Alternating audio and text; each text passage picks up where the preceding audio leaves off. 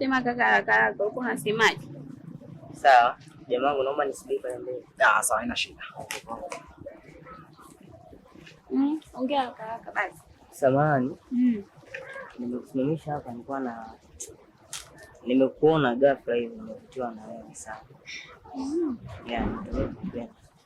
Yaani umeniona tu hapa.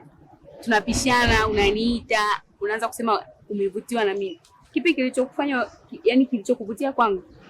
Zao ulivyo tu. Mimi nimependa. Haya, okay, asante. Mungu anaumba. God have mercy upon us. Kazi. Asante kakangu. Unanichelewesha bado hujasema ulichokuwa unataka kuniambia. Nakwambia nilitaka kukupenda. Mimi na mtu wangu. Najua. Unaona? Mwanamke mrembo kama wewe huwezi kukosa kuwa na mtu. Lakini nimeshakupa jibu kwamba mimi nina mtu wangu. Sawa, naelewa, lakini mimi nina pesa na maisha. Kweli? Una pesa? Nina pesa nyingi sana. Alafu ulisema una mtu? Huyo ni mtu gani? Sasa unzania hata huyo mtu nilikuwa namsemea hapo ni mtu? Hamna bwana, ni mtu wa kawaida. So sijamaanisha kwamba eti nina mpenzi hamna, mtu tu yani mtanjia. Nataka wewe. Okay, so shida nimekuelewa. Kwa sababu mimi nimekuja kwenye maisha yako, nataka nibadilishe. Mwanamke mzuri kama wewe. Kweli? Usikawa hiyo. Basi mimi nimekukubalia. Lakini sasa kwa mimi nataka tuongee, yani tuelewane. Sawa. Unasikia sasa? Mimi hapa nataka tuelewane kitu kimoja. Mimi nakukubalia. Ila yani nataka mimi na wewe hata kama tuna date tusifanye kitu chochote yani kinachohusiana na mwili. Tusifanye. Mpaka pale utakaponioa. Sawa. Alafu kingine nataka unihudumie yani kuanzia leo hii ambapo tumekutana hapa. Uanze kunihudumia, nipendeze. Ili uonekane kama mwanamke wako wewe hapa. Mimi nataka niendane na wewe. Usimuone ulivyokuwa unapendeza hivi.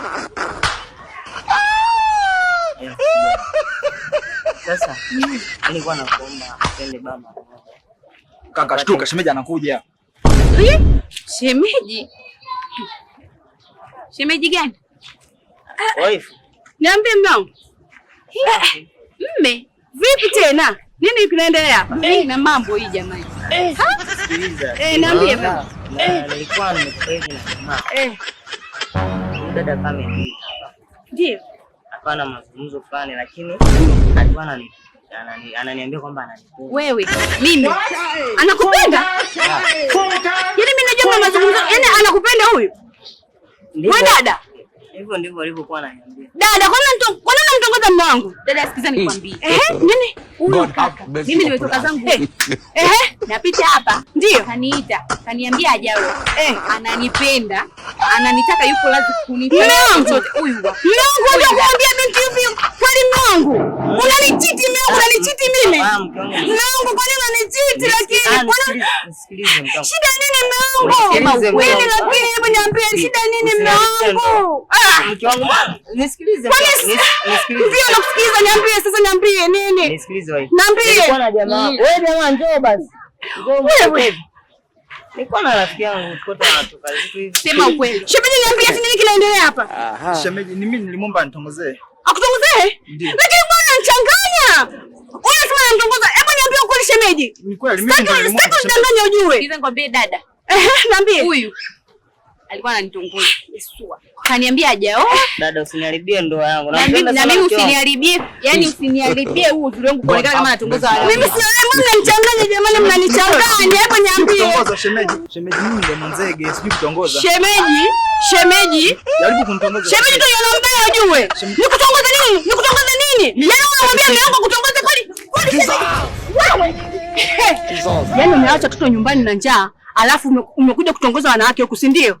Mke wangu wewe maswala. Yaani nakwambia hivi, leo utanieleza mume wangu. Yaani leo utanieleza. Haya mambo yanazungumzika. Yanazungumzika. Sasa utakwenda kunizungumza.